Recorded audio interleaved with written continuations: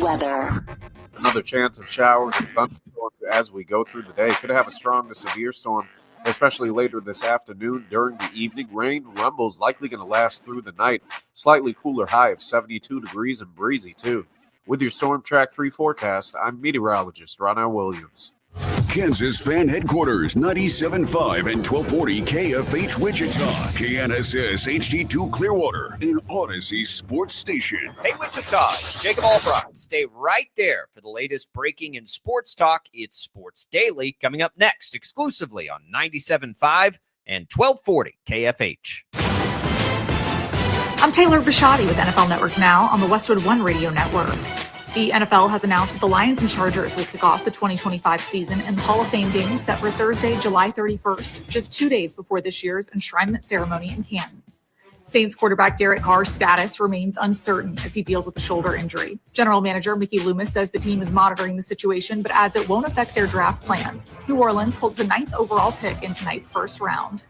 Some sad news. Bears Hall of Fame defensive tackle Steve McMichael died Wednesday at the age of 67 after a long battle with ALS. McMichael, nicknamed Mongo, played in a franchise record 191 consecutive games from 1981 to 1993 and ranked second to Richard Dent on the Bears' all-time sacks list. McMichael was also a member of the Bears' 1985 Super Bowl championship team and was inducted into the Pro Football Hall of Fame back in August.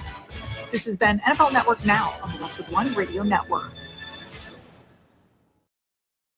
On the battlefield, there's a saying America's military men and women live by. Never leave a fallen warrior behind, ever. Off the battlefield, Wounded Warrior Project operates with the same goal. Wounded Warrior Project was created to help our men and women returning home with the scars of war, whether those scars are physical or mental. Wounded Warrior Project. We never leave a fallen warrior behind, ever. Learn more about what we do at woundedwarriorproject.org. Did you know you can get your prescriptions for less at your local pharmacy? You can with GoodRx. It's the free app that can save you money on your medications. Just search for your prescription, choose the pharmacy and the price that works best for you, and then show your GoodRx coupon to your pharmacist at the drop-off counter. GoodRx works at over 70,000 pharmacies, including Walmart, Rite Aid, and Walgreens, and it works whether you have insurance or not. It's easy to save. Next time you drop off your prescription, check GoodRx. To start saving today, go to GoodRx.com. GoodRx is not insurance.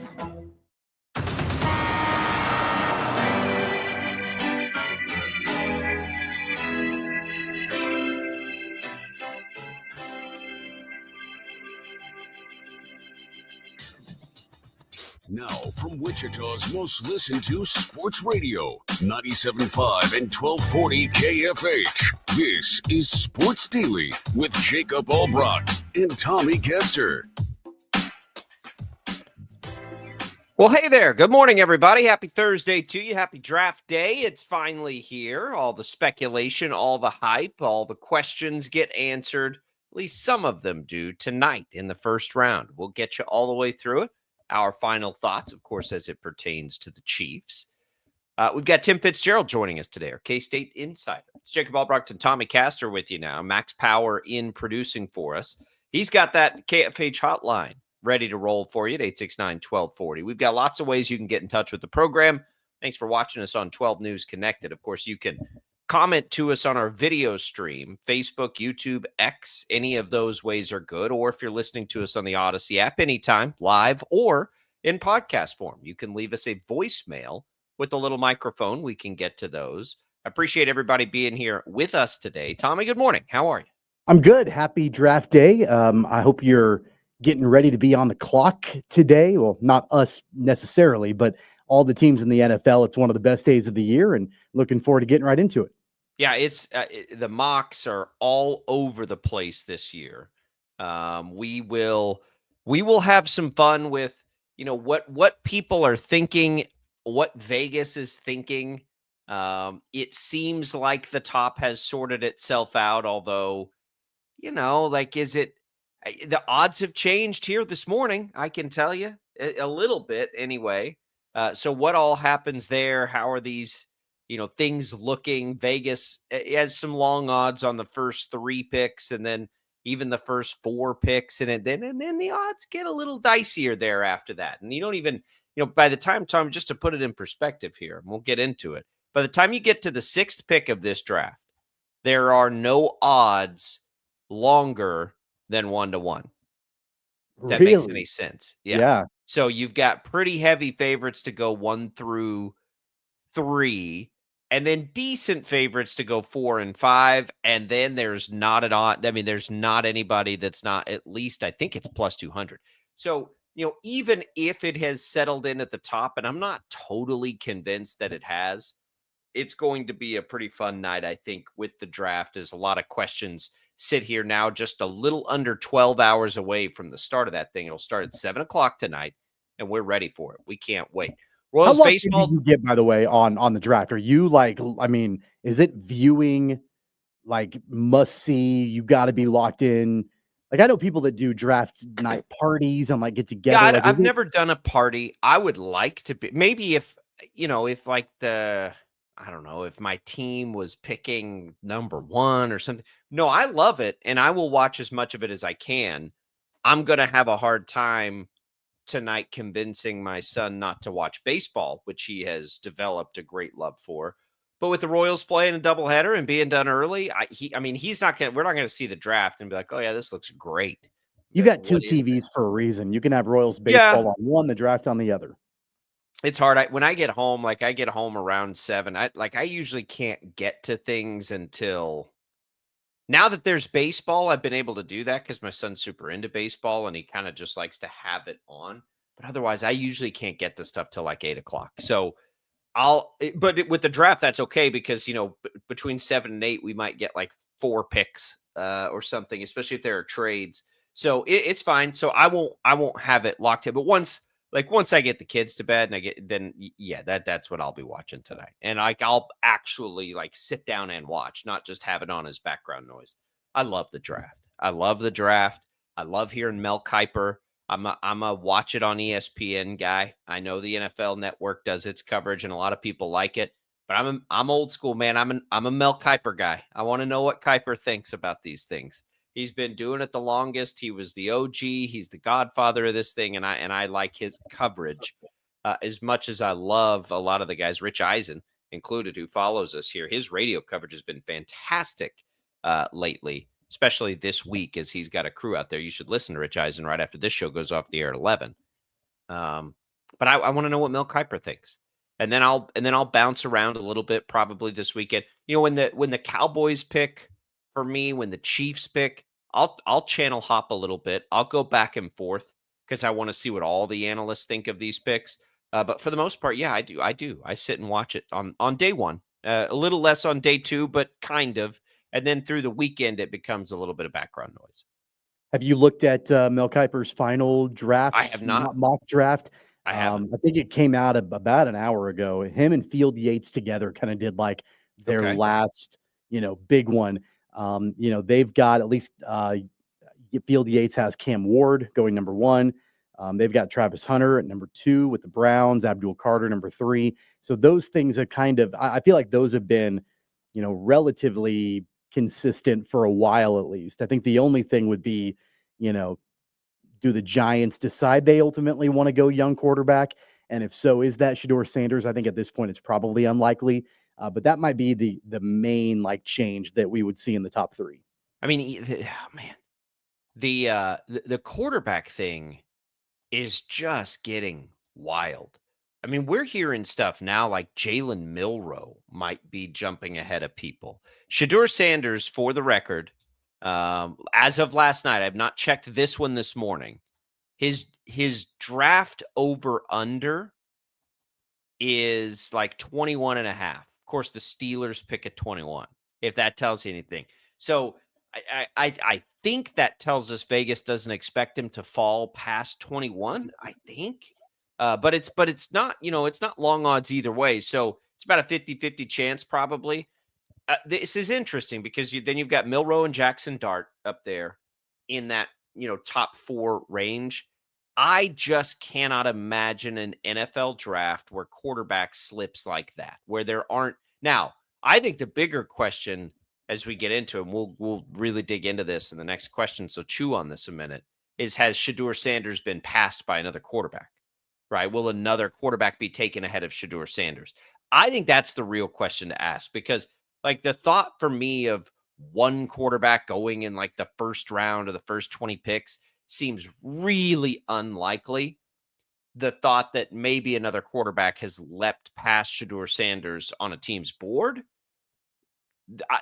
I could see that. I could see that. So we'll get into it. You saw some interesting reporting on him yesterday, but so by the way, Kuiper and Yates, they've got Sanders falling all the way to 29 with the Cleveland Browns, and they've got a mock trade between the Browns and Washington for the Browns to take Sanders at 29. So falling even past the Steelers, who they have going running back in the first round. That's really interesting. I haven't seen that before. And then their final mock that they've got, they have kind of differing opinions on the Chiefs.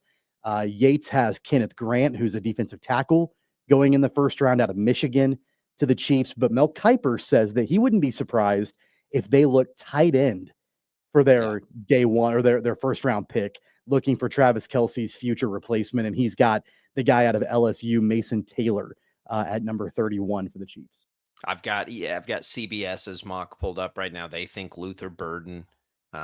These mocks it's all over the place. Once they introduced mock trades into mock drafts, this thing really went off the rails. Like that's like I think it would probably be fun to be a mock draft guy, like the person that creates them. And then I think, like, how insane would that be to go into this, put so much time and effort in, knowing that you're going to be so wrong? That would be hard too. All right, we'll come back. We'll dig in. 869-1240. Your thoughts. It's All Brockton Caster. It's a draft day Thursday. We'll be right back.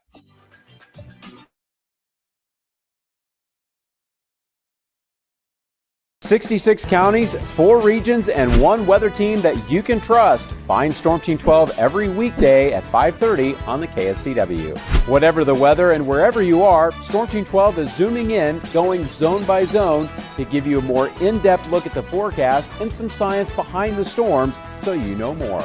We're focusing on the forecast so you can focus on what's important to you. Storm Team 12 Weather Focus, 5:30 on the KSCW. The future of television has arrived. Next Gen TV is here with stunning video, movie theater quality sound, enhanced voice clarity, and interactive features, all upgradable for the future. Learn more at watchnextgentv.com. Sometimes people tell us, I don't get it, it's just tea. But let me tell you, we are so much more than just tea. With 20 plus flavors of sweet and unsweet iced tea, the possibilities are endless. Come on in and try them all for free to find your favorite, or get us on the go for your busy lifestyle. And don't miss happy hour every day. So the next time someone tells you it's just tea, tell them to come by and find out why we say, drink tea, be happy. It's the canvas of our imagination. They tell a story. Clouds affect the events of your day. Sometimes they growl, sometimes they inspire, but they're always the messengers of nature's mood, written in the sky. Storm Team 12 understands the language of clouds. We're dedicated to decoding their message so you know what to expect. Behind every cloud, there is a story waiting to be told. Trust Ross Jansen and Storm Team 12, alerting you first to the impact on your life. When you need help, remember, you're not alone. We are here. We are neighbors. We are together. We are Kansas.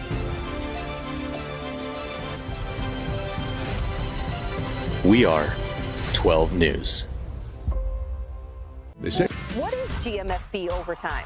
It's Peter, Jamie, Kyle, and Akbar breaking down the NFL 5 days a week. It's okay to be excited. It's this, that, and a whole lot of... It's football for everyone. Weekdays at 10 a.m. on KSCW. are following a breaking update. Every day, all day, stream the stories that have you talking near and far. Whoever is behind the wheel of this bus is not stopping. From hundreds of local reporters and meteorologists spanning the country. Chaos here this morning at the UW campus. Search LNL for the all-new Local News Live streaming app. Make yourself known now. 310-01 in traffic pursuit. Oh my God, here. Investigate TV Plus begins with real people. We investigate stories that impact you. And inspire change every day. Something is broken. Real problems Why are they hiding it? and real solutions. My daughter was dying in front of me. What was your reaction when he said that? Investigate TV Plus, weekdays at 3:30 p.m. on KWCH. Sometimes people tell us, I don't get it, it's just tea. But let me tell you, we are so much more than just tea. With 20 plus flavors of sweet and unsweet iced tea, the possibilities are endless. Come on in and try them all for free to find your favorite or get us on the go for your busy lifestyle. And don't miss happy hour every day. So the next time someone tells you it's just tea, tell them to come by and find out why we say drink tea, be happy. Mornings are busy. We're here to make your mornings better. We report the stories that affect you. 3 more hospital lies from contaminated apple juice just a day after the FDA issue a recall. We're here to make your mornings better. Closing east and westbound lanes of K96 for repairs. With 12 News, you're prepared for your whole day. Scattered thunderstorms across the state into the afternoon. Stay a step ahead with 12 News this morning on KWCH and KSCW.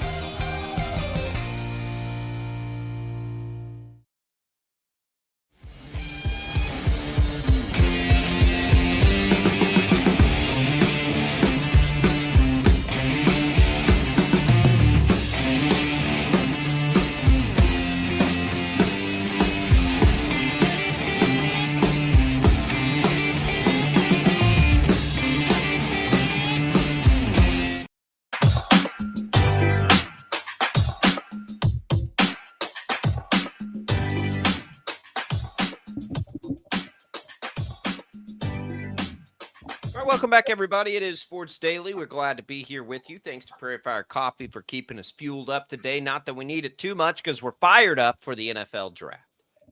We are both draft people, junkies, whatever you want to call it. That's taken on a different look in life. But it's one of my favorite things that happens in sports. I cannot believe that we love this thing as much as we do. I think it's one of the great achievements in broadcasting, honestly, Tommy, that this thing is what it is.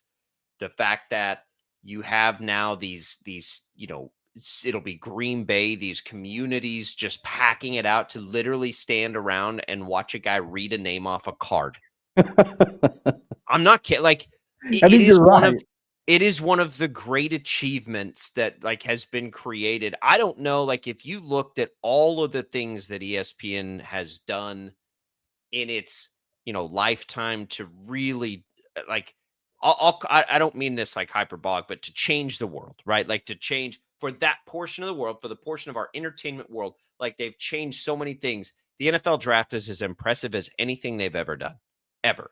To me, it's in relative terms, it's as impressive as SportsCenter. It's impressive as anything because when you actually think about what it is and what we do with it and how popular it is, it's crazy. And they get 2 months of just solid content out of the NFL draft, let alone the draft itself, which has now been spread out to 3 days? Yeah, it's a 3-day spectacle now, which, the fact that they're able to stretch it out and make it, think about 20 years ago, were you sitting down? Because I certainly wasn't doing this, sitting down and watching the 3rd day of the NFL draft, the 6th round pick for the Arizona Cardinals. I didn't care about that. I didn't used to care about that, but they've made it such a spectacle. Yeah. Absolutely. I'll have it on. Now, will I be locked in like I will be tonight? Probably not, but it makes for a really good weekend viewing. They have stretched this thing out and made it into a whole weekend, which is outstanding. Yeah. Oh, the end of it is better than it used to be. Yeah. But I remember back to I'll never here's how I used to consume the draft. Like I grew up and we had like the big old satellite dish when I was a kid, and then we didn't have anything for until I was probably I want to say high school, maybe it was like 8th grade. We didn't have any cable, so we just had channels, right? We didn't have so then once we got it, and I would just watch like sports and cartoons 24/7. But I would sit there and watch as I would take in as much draft content as I could. Don't know why. And then like as I got older, I delivered flowers for my grandpa. And I think it was you remember Sporting News? I don't even know if it's still around as a paper publication, but they would put out like a draft guide. And man, I'd have that thing in between delivering flowers and I'm rifling through just like reading everything. And so we get to draft day and like I like you're like, "Oh, that's a terrible third round pick. They took that guy?" Like that's what are you doing? Like what are you doing? Oh, look at this guy they got in the 5th. Now, those days are long gone, but they've made it so entertaining for everybody. I don't think it was quite that big a deal then. Now it's like I'll bet you it's the most watched thing tonight. And I don't know that for sure in the ratings. It'll be more watched than the NBA playoffs. It'll be more watched than any Major League Baseball game. And this is just the draft. And Yeah, I mean, what's I'm going back crazy to the about it is we don't do this with the NBA draft. We no. try, but we don't care like this. Major League Baseball's done a better job of getting it a little better, but nothing is like this. And I think it's more than just we can't get enough football. I think it's because it has, and this is where they've done such a good job. They've ingrained it into our psyche, like our pop culture. It's become that kind of a thing. And that's what makes it such a big deal now. Like you can't miss the draft.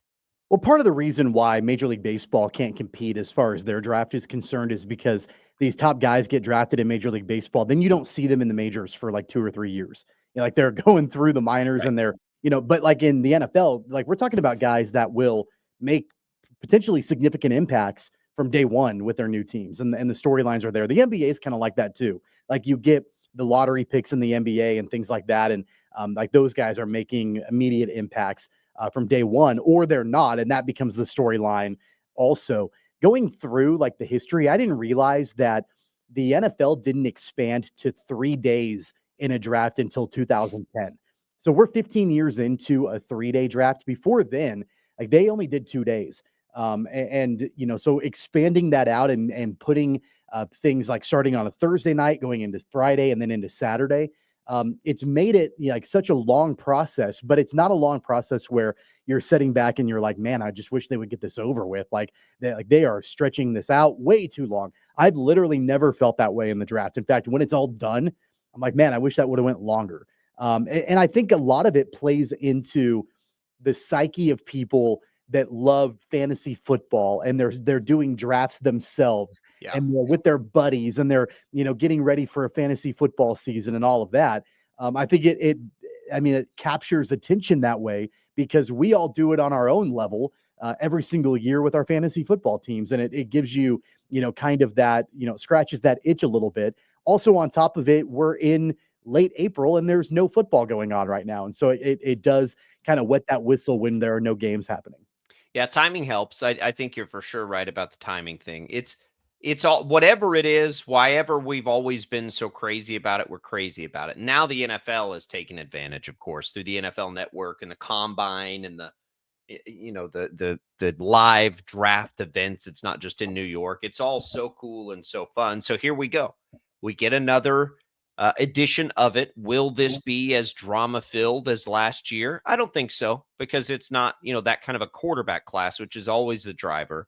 But I think the unpredictability of it is really good. And there are going to be really good players that have massive impacts on the league next year that are taken in this draft. A lot of them probably here on day one, which is, I think it was smart to take day one and make it its own thing. I think that was a fun and a cool thing to do.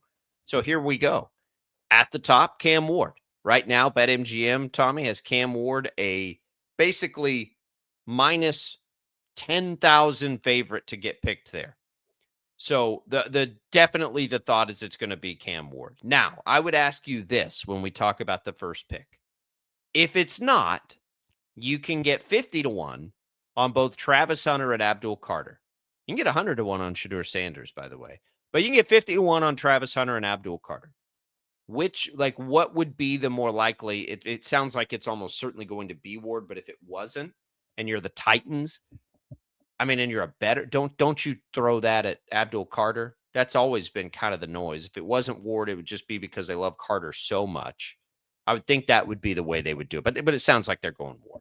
Yeah, I think they're going to go Ward. I'm not going to take that bet even at 50 to 1. I think it'd have to be even juicier than that for me to move away from Ward with the number 1 overall pick.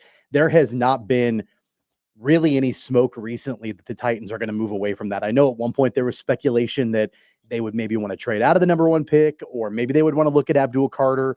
But really that has settled down significantly. I would say over the last, week or two, that they're really the noise. If there's going to be any movement at the very top of the draft, they're reporting the other day from Adam Schefter that the Browns and the Giants were fielding calls for number 2 and number 3. I don't think any of them ultimately will trade their pick away, but that would be more likely to see something, shift away. But I think it's going to be Cam Ward, number 1. That seems to be, pretty rock solid at this point. And I was thinking about this before, and this is not a knock on Cam Ward at all. I think Cam Ward will be a fine quarterback for the Titans. But has there been any less hype surrounding a number 1 pick? I have to go back in time and look at. There was hype around Bryce Young, though. There was hype around him. I mean, I would even go back a year earlier. Trayvon Walker going number 1 to Georgia. I mean, that's a non-quarterback, so you're not going to get as much hype when it's a non-quarterback. That was 2022. There wasn't a ton of hype. I don't remember around him going number 1. But at quarterback, man, I don't know if there's been less hype in a long time over a quarterback going number 1 than Cam Ward potentially this year going to the Titans.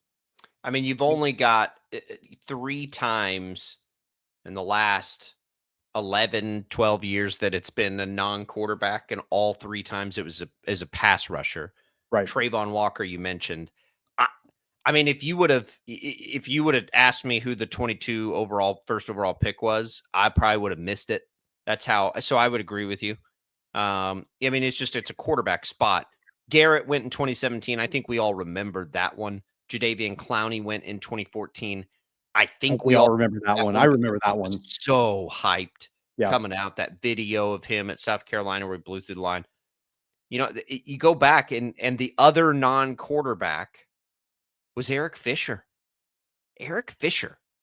It's been that long, really. There have been 3 since 2013 non-quarterbacks, and Eric Fisher was one of them. That's wild. Remember how mad Chiefs fans were in 2013 when they because I wasn't. That was right before we moved here in 2014.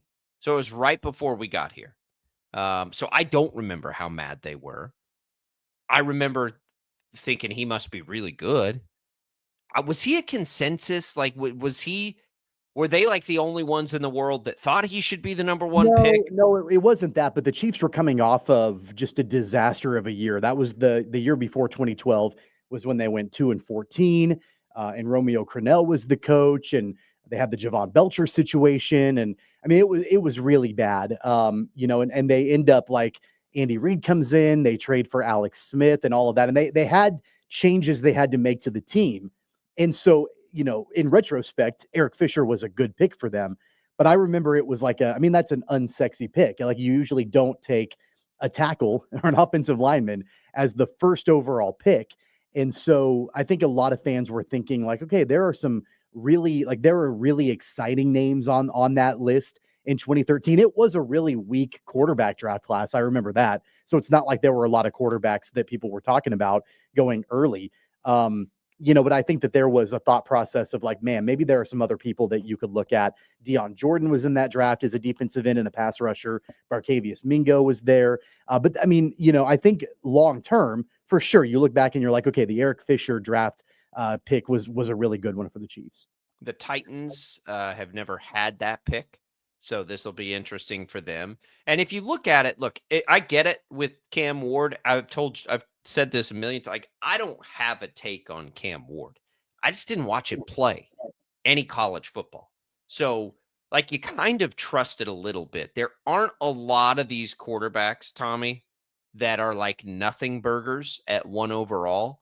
I don't even know who, we thought maybe Bryce Young would do that. Bryce Young looked really good, to end last year.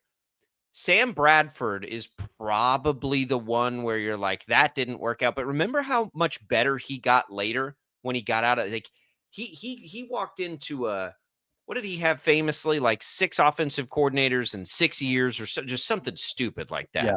where they just gave him no chance. And then he ends up leaving and actually being a decent quarterback. Jamarcus Russell is the guy. And he's the one that always gets brought up. Jamarcus Russell had a ton of hype though. Like that wasn't a under the radar. I'm just talking about it like not working, right? Not working out. And you probably have to go, if we're talking hype going into the draft, you probably have to go back all the way to 2005 and look at Alex Smith. And he ultimately had a great career. Like I'm not knocking him at all, but as far as the hype coming out of college and into the draft, that was a number 1 overall pick as a quarterback. That I think that at the time, if memory serves, you're kind of like, okay, like that's not like super crazy, like super sexy. Like it just is kind of a middle of the road pick. And that's kind of how I feel about Cam Ward at number 1. And it was David Carr before that, Tim Couch, but Tim Couch was hyped. Carr was not. I agree with that. Alex Smith was not like a slam dunk, but that's kind of where we are with Ward. I don't think it's as much Ward. I think Ward has a chance to be a fine player. It's just that there's not like this consensus that he's going to be this can't miss guy. But honestly, who cares if you're the Titans? Because who was the last one of those we've had? Right? Who is the last can't miss guy at quarterback? It was Trevor Lawrence. And he's been a miss. I mean, let's be honest. Like I mean, if you want to go back, last year, I mean, he was a can't miss guy. Obviously. Oh, I think Caleb Williams showed us plenty last year. Not like Trevor Lawrence, and Trevor Lawrence did early in his career too, and then he's sort of regressed a little bit or not gotten any better.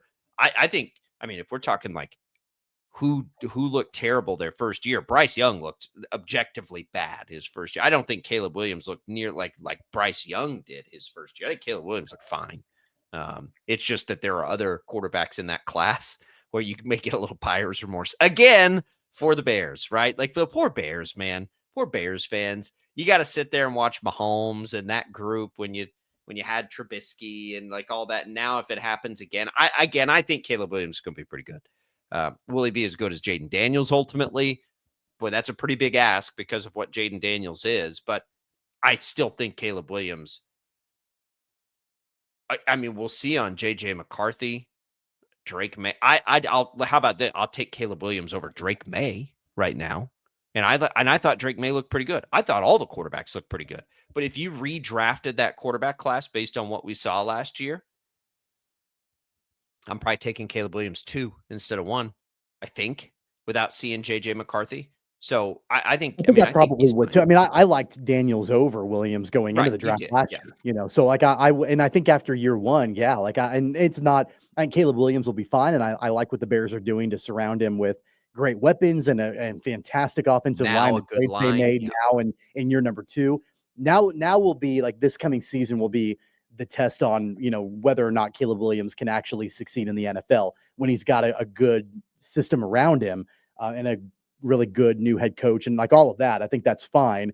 But yeah, I mean, I would certainly go with Jaden Daniels right now over Caleb Williams from what we saw Daniels doing. How could you not? Yeah, Jaden Daniels has those things that you'll never know a quarterback has until they play in the NFL. All the it factors, right? All the other things. They've all got it in college because they're all good in college. It's, do they have that swag? And he's got it. Like Bryce Young did not look like he could physically play it, but he's an attitude guy, and that's going to play through for him. We'll see about Cam Ward. I think enough people have come around on him, and I've seen enough of the analysis on him, Tommy, that it's like, yeah, he's probably going to be good. I've never had anything against Cam Ward. I really haven't. I just like he's such an unknown to me. Like Bryce Young played in so many high-profile games that, yeah, you probably had a take on Bryce Young. You definitely had a take on, like Caleb Williams was always in the news, had a take on him. Trevor Lawrence played in all the high-profile games. Joe Burrow, of course, and maybe the best college football season of all time. We all knew about Kyler Murray. We all knew about Bake. Jared Goff, I suppose, was, by the way, we skipped over Jared Goff. That was a guy that was not consensus.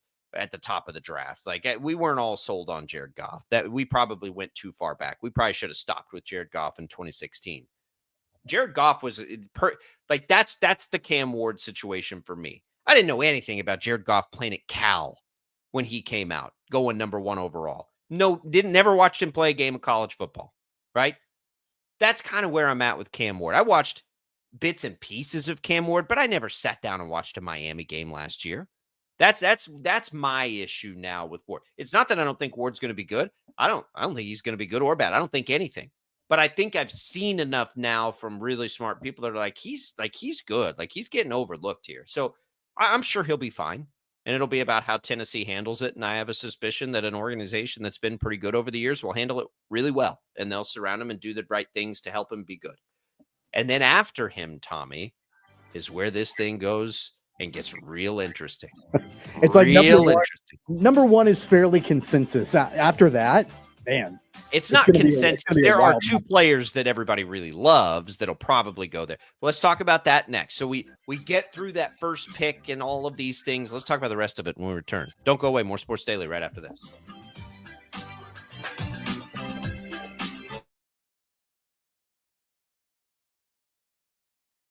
66 counties, 4 regions, and 1 weather team that you can trust. Find Storm Team 12 every weekday at 5:30 on the KSCW. Whatever the weather and wherever you are, Storm Team 12 is zooming in, going zone by zone to give you a more in-depth look at the forecast and some science behind the storms so you know more. We're focusing on the forecast so you can focus on what's important to you. Storm Team 12 Weather Focus, 5:30 on the KSCW. The future of television has arrived. Next Gen TV is here with stunning video, movie theater quality sound, enhanced voice clarity, and interactive features, all upgradable for the future. Learn more at watchnextgentv.com. Sometimes people tell us, I don't get it, it's just tea. But let me tell you, we are so much more than just tea. With 20 plus flavors of sweet and unsweet iced tea, the possibilities are endless. Come on in and try them all for free to find your favorite or get us on the go for your busy lifestyle. And don't miss happy hour every day. So the next time someone tells you it's just tea, tell them to come by and find out why we say, drink tea, be happy. It's the canvas of our imagination. They tell a story. Clouds affect the events of your day.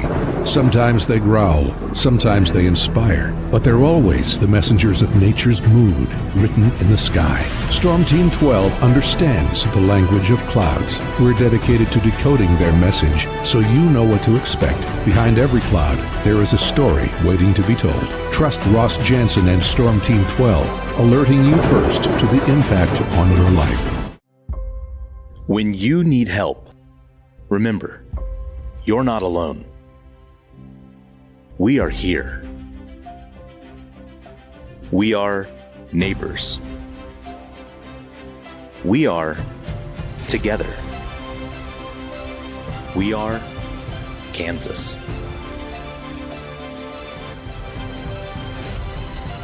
We are 12 News.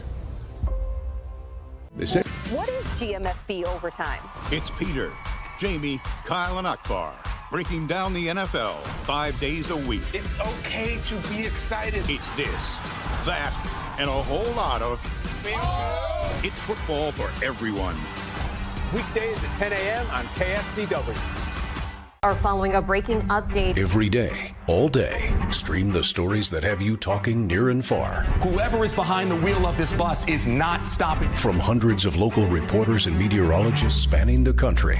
Chaos here this morning at the UW campus. Search LNL for the all-new Local News Live streaming app. Make yourself known now. 831001 in traffic pursuit. Oh my God, here. Investigate TV Plus begins with real people. We investigate stories that impact you. And inspire change every day. Something is broken. Real problems. Why are they hiding it? And real solutions. My daughter was dying in front of me. What was your reaction when he said that? Investigate TV Plus, weekdays at 3:30 p.m. on KWCH. Sometimes people tell us, I don't get it, it's just tea. But But let me tell you, we are so much more than just tea. With 20 plus flavors of sweet and unsweet iced tea, the possibilities are endless. Come on in and try them all for free to find your favorite or get us on the go for your busy lifestyle. And don't miss happy hour every day. So the next time someone tells you it's just tea, tell them to come by and find out why we say drink tea, be happy. Mornings are busy. We're here to make your mornings better. We report the stories that affect you. 3 more hospitalized from contaminated apple juice just a day after the FDA issue a recall. We're here to make your mornings better. Closing east and westbound lanes of K96 for repairs. With 12 News, you're prepared for your whole day. Scattered thunderstorms across the state into the afternoon. Stay a step ahead with 12 News this morning on KWCH and KSCW.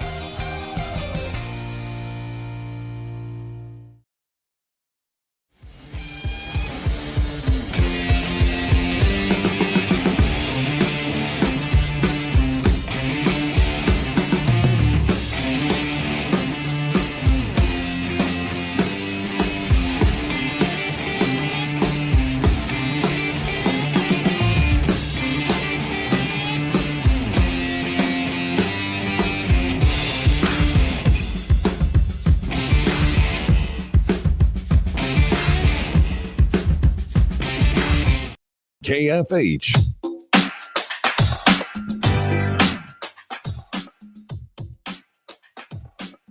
All right, welcome back in, everybody. It is Sports Daily. We are glad to be with you on draft day. Here we go.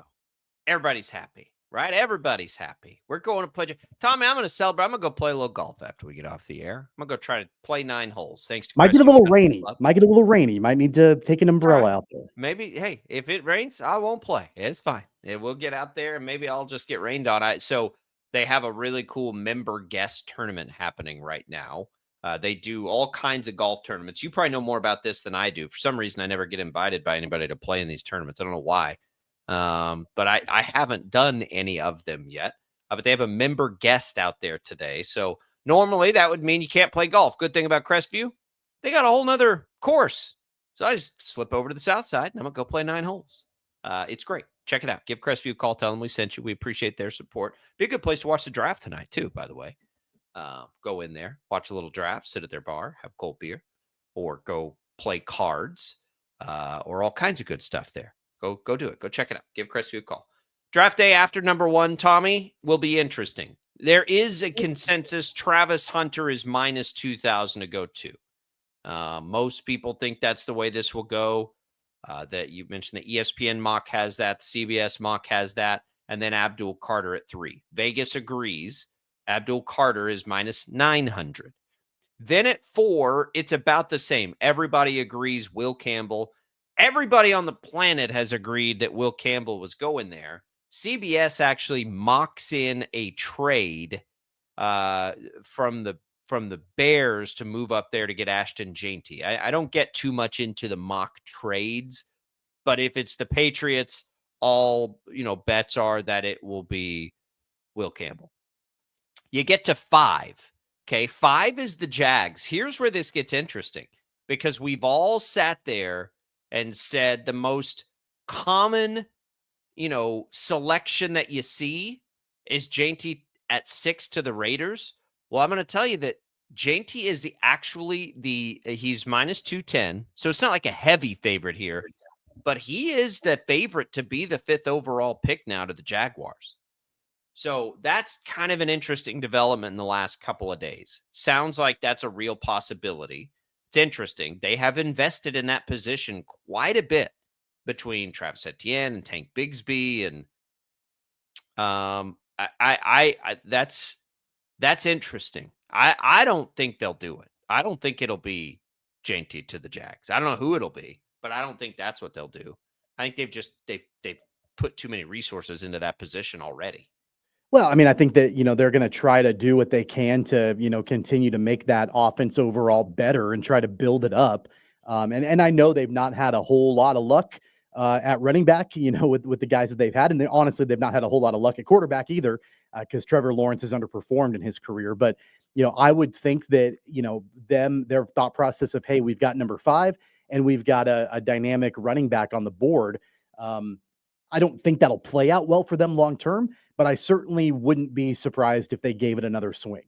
So if that happens and it's not the Raiders taking tackle, I think this is where you can begin to wonder about the Chiefs, right? So Will Campbell is pretty universally being, and I mentioned he's a pretty heavy favorite to be the 4th overall pick. But if GT goes there or he doesn't, and then you get to 6 and it ends up being the Raiders, right? I think that's where we have to really pay attention, because there's a lot that would mock, like Kelvin Banks Jr. is the favorite to go there. Maybe the Raiders have cooled on him. JT's actually only the 4th odds on favorite to go there. I don't know how much of that is a product of him going 5 and how much is that's baked in. But so you get down to this point, and that's where a tackle goes. So keep that in mind, that the Raiders would potentially take a tackle, because then you can get a couple more down before you start to get to the teams that are being projected in that position. Carolina is projected to take a tackle there in the ESPN mocks, but you don't get another tackle until like 13. This is that range I think we need to watch for the Chiefs, Tommy. Like, once you get past Campbell, and once you get past 5 or so, or 6, or JT, however you want to look at it, like basically once you get past the Raiders, if only one tackle has been taken in the top 6 picks after the Raiders pick, I think that's where it gets really, really interesting for the Chiefs, and would be a spot where it's like, okay, because now you've got to move up 15 spots, right? It's not going to be quite as expensive as it has been in a lot of years, because it's not for a quarterback and teams don't take advantage of that. But if you get into that range where you've got these teams, who could use a lot of different things, or it's not like very obvious what they should do, I think that's where you that's where you kind of see that range. Like, man, at that point, you're getting one of the top 3 tackles, or maybe even 2 tackles in the draft, and you're moving up 15 spots. That feels about the spot where we should start to lock in a little bit to the Chiefs and what they might be thinking. There's really, to me at this point, I'm going to hold firm on this. I don't think they trade up. I really don't. And I don't care if we're talking like them trading up to 15 or 20 or 25. I just don't think they will. I think they're going to hold pat at 31. Now, if they do, on the off chance, if they do, I mean, I don't disagree with you the reasons as to why, and why it might be attractive. And I think it certainly would be attractive. I just don't think that that's going to be likely whatsoever, in my opinion. Would you be not necessarily particularly the player or anything like that? Would you be disappointed if they traded up? Depends on who they take, and depends on what position they take. I mean, I think it's unnecessary. I think they can still accomplish everything that they're wanting to accomplish by not needing to trade up whatsoever. Okay. And I don't disagree with that, but I just have this suspicion that they really like somebody. I don't know. I think it's more about what kind of, that I think Veach is trying to steer people another way. I don't even think I'd call it gut feeling, because I didn't think that before. It just feels strategically like a good year. They could do it, is it? But they still have to love a player. Like, if you're going to do that, you have to love a player, because it's going to cost you to move up from 31 into the top 15. You're at minimum going to lose that second round pick. You'll swap first. You'll lose your second, I would think, and maybe a future second or third at minimum. And it could be more than that. I don't think they'd be willing to pay more than that. But so you better love this player. And that's what makes, we joked about like the mock drafters mocking trades in. That's what makes it so hard, is you don't, without the access to a team's board and like how much they love or don't love a player, like how could you ever predict that? How could you have ever predicted how much Andy Reid loved Patrick Mahomes? That wasn't anything you're going to find. Like, you're not going to know that. You're not going to know that. And so it's hard. Like, it's really hard. So we look at that. It really starts to get fun from a betting perspective at 6, right? Because now you're really just throwing darts. 7, Like you get into some of these teams, 8, where the Cowboys, I've started to see like some mocks where they could get Teteroa McMillan. That's where ESPN has him. Dude, if I McMillan like falls, that. I like that for the Cowboys. If they I can love get McMillan McMillan. at 12, I think that's a great pick for the Cowboys. And I know that you've said a couple different times that, be on the lookout if Sanders is there at 12, and I get the appeal of that and everything. But man, like if McMillan is there at 12, that's an immediate improvement in the offense for the Cowboys.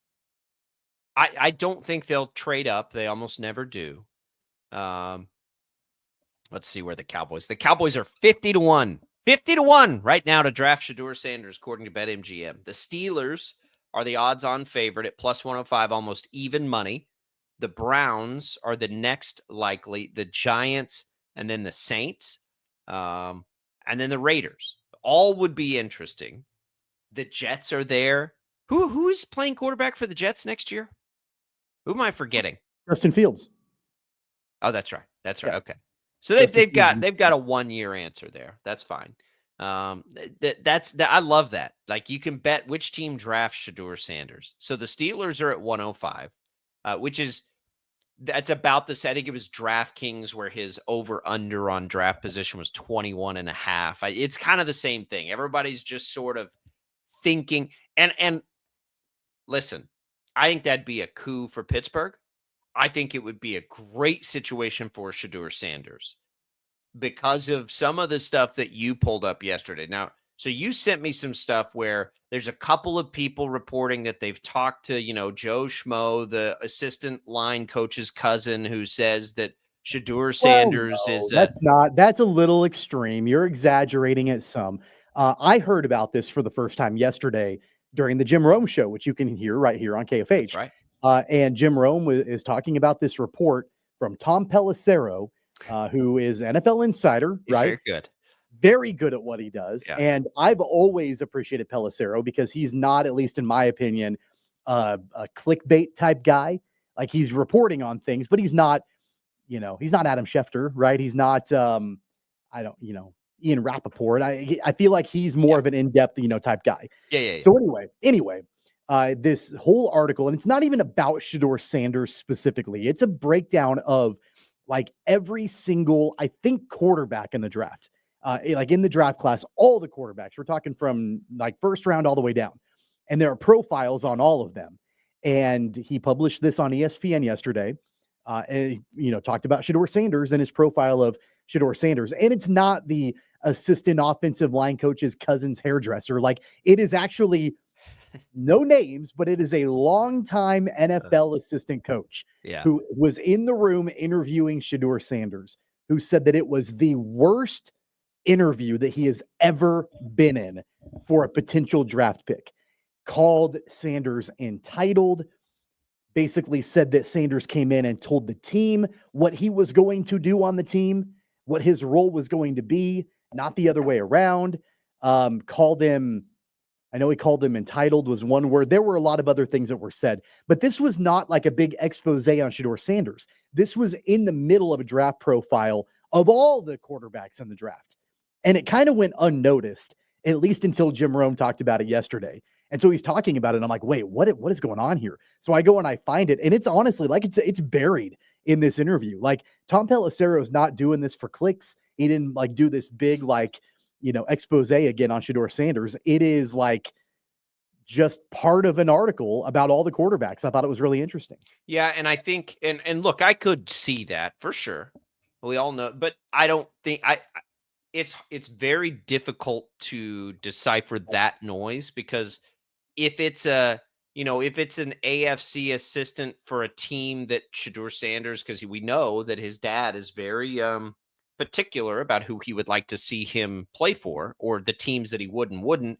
Like, what if it's just a team he doesn't want to play for and he's trying to bomb it on purpose, which happens in these processes, I'm pretty sure. So who knows? It's out there though, and it's possible. And look, I know that's what people are. So like for me with Shedeur, are you afraid of who his dad is, or are you afraid that he cannot physically play the position? So I think that it's a kind of a combination of things. I don't think it's because of Coach Prime, but I do know that part of that article was that there are concerns that he's been so insulated in his career. He's never played for anybody but his dad. Yeah. And what is it going to be like when he's not around his dad? And how is he going to interact in the locker room when his dad's not around? I think that's a big concern. Let's talk about that because it's a really interesting idea. A coach's kid, right?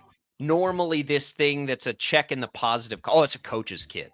But for him, it's like, he's only played for his dad. We'll get into Shedeur. We haven't done that. We'll do that next. Don't go away. More Sports Daily right after this.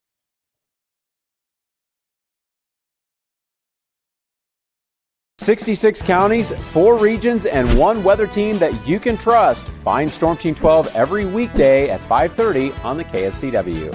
Whatever the weather and wherever you are, Storm Team 12 is zooming in, going zone by zone to give you a more in-depth look at the forecast and some science behind the storms so you know more. We're focusing on the forecast so you can focus on what's important to you. Storm Team 12 Weather Focus, 5:30 on the KSCW. The future of television has arrived. Next Gen TV is here with stunning video, movie theater quality sound, enhanced voice clarity, and interactive features, all upgradable for the future. Learn more at watchnextgentv.com. Sometimes people tell us, I don't get it, it's just tea. But let me tell you, we are so much more than just tea. With 20-plus flavors of sweet and unsweet iced tea, the possibilities are endless. Come on in and try them all for free to find your favorite, or get us on the go for your busy lifestyle. And don't miss happy hour every day. So the next time someone tells you it's just tea, tell them to come by and find out why we say, drink tea, be happy. It's the canvas of our imagination. They tell a story. Clouds affect the events of your day. Sometimes they growl, sometimes they inspire, but they're always the messengers of nature's mood, written in the sky. Storm Team 12 understands the language of clouds. We're dedicated to decoding their message so you know what to expect. Behind every cloud, there is a story waiting to be told. Trust Ross Jansen and Storm Team 12, alerting you first to the impact on your life. When you need help, remember, you're not alone. We are here. We are neighbors. We are together. We are Kansas.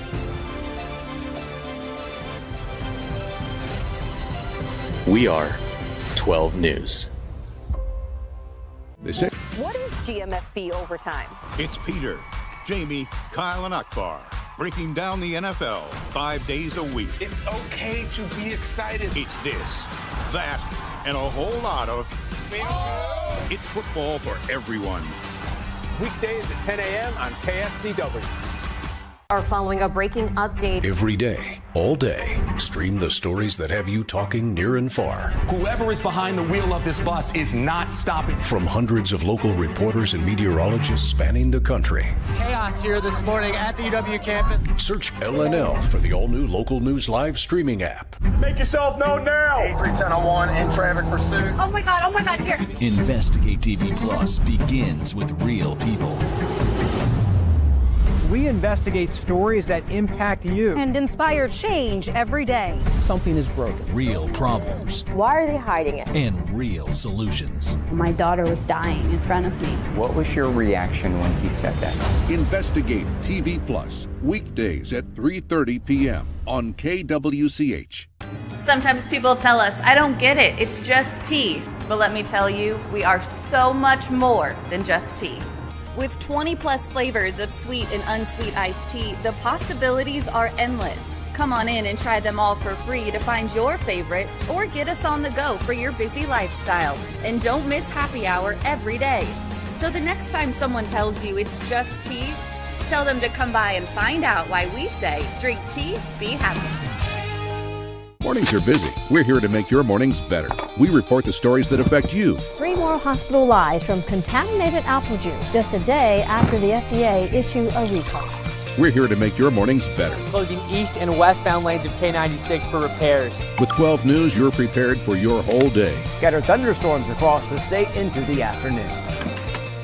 Stay a step ahead with 12 News this morning on KWCH and KSCW.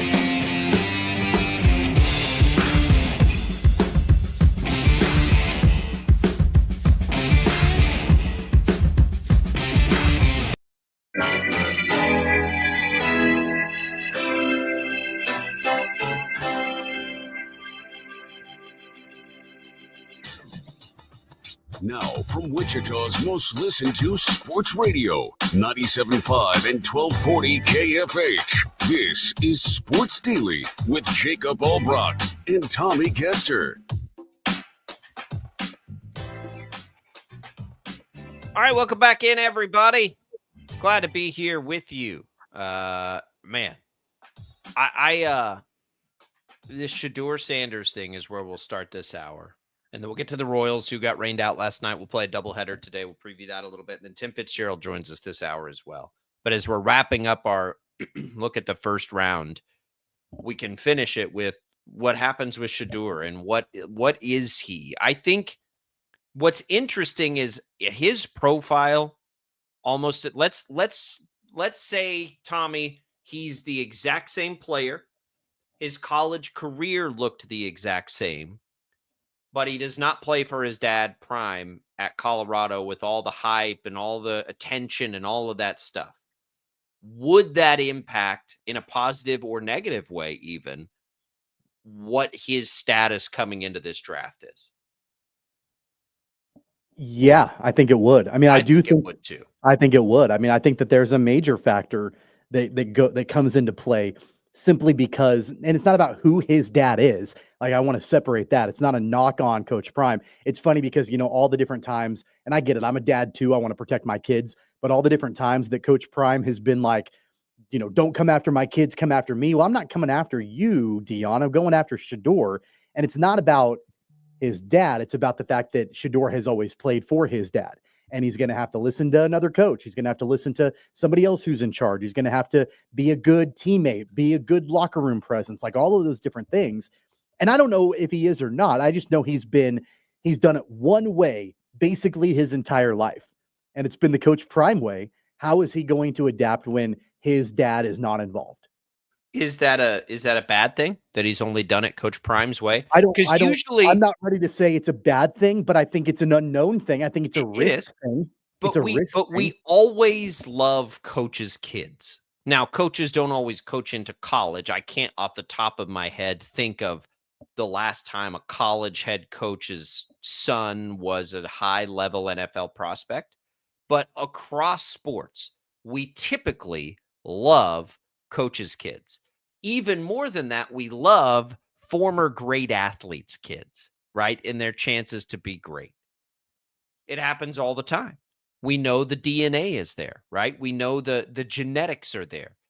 Sanders checks both of those boxes. He is the son of one of the greatest football players of all time. He is a coach's kid. And yet here we are. Now, I'm not like, don't misinterpret this as me trying to pretend like this is, poor old Shedeur, woe is me. A lot of this is self-inflicted.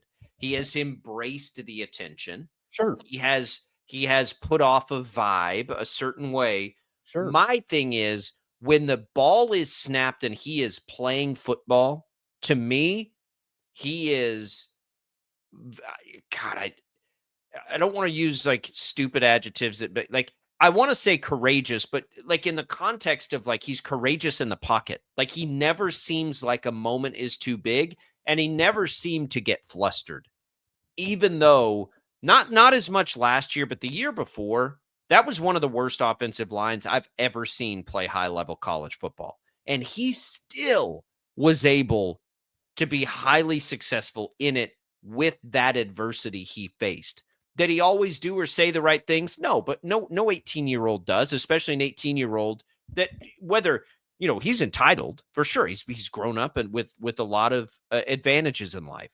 So do a lot of these guys, right? I think sometimes because it's Prime and because he's so, boisterous and all the things and all the vibes that Prime puts out there, I think it's being held against Shedeur. When the reality is that dad not only is having a lot of success as a coach and showing that he knows what he's doing, had even more success as a player and an athlete. And so you've got this, and like a lot of those questions with Shedeur probably aren't going to be there because of that genetic, lottery that he won. So I don't see all of those as negative. Now, if inside the room, like he's saying things, that's a little bit different and pretty interesting. But so I want to read some of these comments verbatim because I kind of, paraphrased them in the last segment, but this is directly from the Tom Pelissero article that came out on NFL.com yesterday. So this is the one about him being insulated and his dad. This comes from an NFC scouting director who did a bunch of background work on Shedeur Sanders. The quote was, "When you hear all the anecdotal stories about the person, it's not that he's a bad kid. He has been so insulated. It's going to be a culture shock when he really learns how a locker room really operates and how it really works inside a building. He's had so much input on the offensive game plan and who the coach is, and everything's been catered to him. When you walk in one of these buildings, no one is going to give a blank about that. No one cares who your dad is. You're going to have to end up fighting through some adversity. The plays aren't going to be called to exactly what you want to run." So that's one of the comments, and that honestly wasn't the most negative one. And that's not even negative. More about like, it's a little risky when you're going from a world where you've been catered to now you're not going to be catered to. Let's think about that though in a little different context. And like, if he's a starting NFL quarterback, if he's a quarterback that a team takes in the first round, he will absolutely be catered to. The offense will be built around him. So yes, he'll be catered to. And the other thing is like, you're insulated and you don't have, but like you've had a dad that was a pro football player, right? Like you're going to have more insight into what a pro locker room is like than a lot of other people. So I think you can take that both ways. It's really about, you might have insight, but how do you but fit what into is, that? what is the advice that Prime is giving him? Is Prime telling him, hey man, you walk into that locker room like the big rooster and you just tell everybody what it is? I mean, because that's the way Prime played. Like that's what Prime did. Or is Prime, who has proven he's very good at what he does at every level, going to tell him, here's how it's going to work. Here's how you're going to need to handle yourself. Here's what you can and can't do. I think we're being naive if we think it's all negative advice his dad has been giving him about being a pro football player. I don't think that that's accurate. I don't think based on anything we've ever seen, which is Prime be successful at literally everything he does, that he would only give bad advice to his son about being a pro football player. To me, it really does. Like it becomes, can Shedeur Sanders play the position physically and mentally or not? I don't worry about any of that other stuff. Yeah, and so I'm gonna read some of this verbatim too, because these are the more negative remarks about Shedeur Sanders from this article. This is a longtime NFL assistant coach who conducted an interview with Sanders. He said, and I quote, "The worst formal interview I've ever been in my life. He's so entitled. He takes unnecessary sacks. He never plays on time. He has horrible body language. He blames teammates. But the biggest thing is he's not that good." Then another person who is a longtime AFC executive, his comments, and I quote, "It didn't go great in our interview. He wants to dictate what he's going to do and what's best for him. He makes you feel small." If it was one interview, if it was one person that said, yeah, that didn't go great. Okay, cool. Like, you're not going to nail them all. Totally understand that. You've had a couple of people now that have come out and been like, this was not good. And regardless of how it turns out for Sanders in the NFL, I do think that now I understand a little bit more about maybe why he has slidden down draft boards, like why that slide is happening right now, because it's not, I don't think it's about a whole lot of other things other than just like, maybe things didn't go well in these interviews. They might not have, and that happens, and he's 18, and I'm more worried about can he physically play the position? Can he mentally play the position? I'm not as worried about the other thing, again, because I just kind of trust the coaching he's been given in that category by his dad. But that we're never going to know that until he gets there, right? We're never going to know. I remember when people said, "Oh yeah, he's playing at like a, he's playing at like a 1AA school. Wait till he gets to the Big 12, then see what happens." And we saw it, and he was awesome.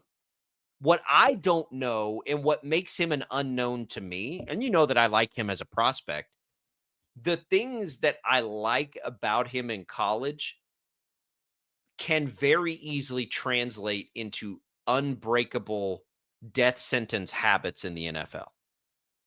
The fact that he can play untimed and can play under pressure and all of that, it translates in the sense that you can work through it in the NFL, but can he play without that stuff? Can he play on time? Can he play within structure? What if he has a clean pocket? Stuff that we never got to see at Colorado. And maybe if you go back further in the tape before he got to Colorado, there's some of that there. I don't know.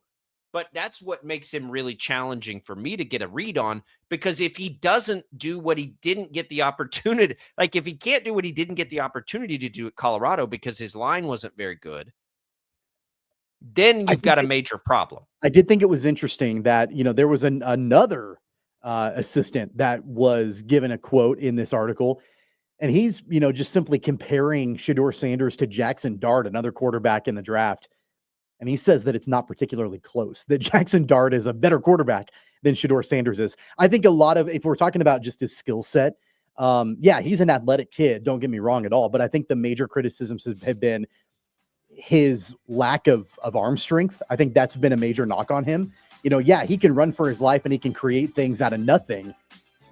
I think there's a concern about his arm strength.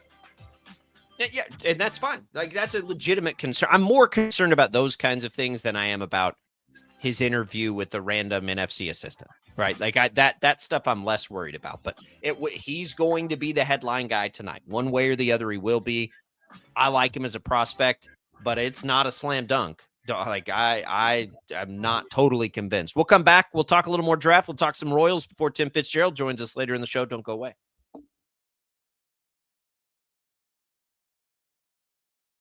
66 counties, 4 regions, and 1 weather team that you can trust. Find Storm Team 12 every weekday at 5:30 on the KSCW. Whatever the weather and wherever you are, Storm Team 12 is zooming in, going zone by zone to give you a more in-depth look at the forecast and some science behind the storms so you know more. We're focusing on the forecast so you can focus on what's important to you. Storm Team 12 Weather Focus, 5:30 on the KSCW. The future of television has arrived. Next Gen TV is here with stunning video, movie theater quality sound, enhanced voice clarity, and interactive features, all upgradable for the future. Learn more at watchnextgentv.com. Sometimes people tell us, I don't get it, it's just tea. But let me tell you, we are so much more than just tea. With 20 plus flavors of sweet and unsweet iced tea, the possibilities are endless. Come on in and try them all for free to find your favorite, or get us on the go for your busy lifestyle. And don't miss happy hour every day. So the next time someone tells you it's just tea, tell them to come by and find out why we say, drink tea, be happy. It's the canvas of our imagination. They tell a story. Clouds affect the events of your day. Sometimes they growl, sometimes they inspire, but they're always the messengers of nature's mood written in the sky. Storm Team 12 understands the language of clouds. We're dedicated to decoding their message so you know what to expect. Behind every cloud, there is a story waiting to be told. Trust Ross Jansen and Storm Team 12, alerting you first to the impact on your life. When you need help, remember, you're not alone. We are here. We are neighbors. We are together. We are Kansas.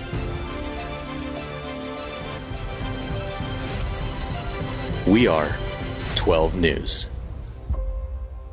They say, What is GMFB overtime? It's Peter, Jamie, Kyle, and Akbar breaking down the NFL 5 days a week. It's okay to be excited. It's this, that, and a whole lot of It's football for everyone. Weekdays at 10 a.m. on KSCW.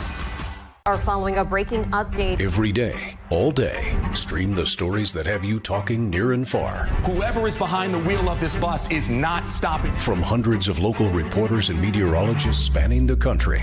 Chaos here this morning at the UW campus. Search LNL for the all-new local news live streaming app. Make yourself known now. 831001 in traffic pursuit. Oh my God, here. Investigate TV Plus begins with real people. We investigate stories that impact you. And inspire change every day. Something is broken. Real problems Why are they hiding it? and real solutions. My daughter was dying in front of me. What was your reaction when he said that? Investigate TV Plus, weekdays at 3:30 p.m. on KWCH. Sometimes people tell us, I don't get it, it's just tea. But let me tell you, we are so much more than just tea. With 20 plus flavors of sweet and unsweet iced tea, the possibilities are endless. Come on in and try them all for free to find your favorite or get us on the go for your busy lifestyle. And don't miss happy hour every day. So the next time someone tells you it's just tea, tell them to come by and find out why we say drink tea, be happy. Mornings are busy. We're here to make your mornings better. We report the stories that affect you. 3 more hospitalized from contaminated apple juice just a day after the FDA issued a recall.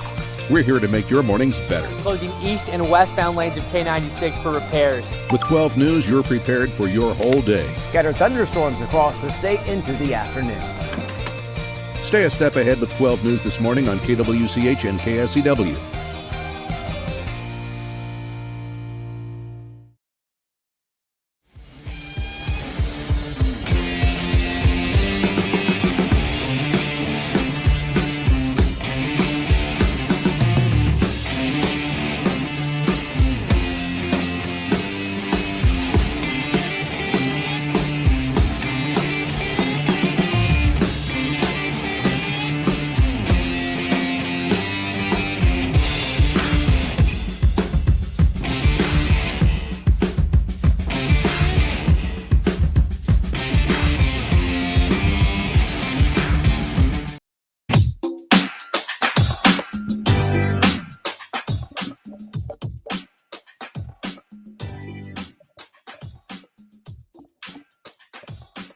All right, welcome back, everybody. It is Sports Daily here. It is NFL Draft Day, and we're pretty excited about it. So that takes us through Shedeur, Tommy, and then we get to the Chiefs.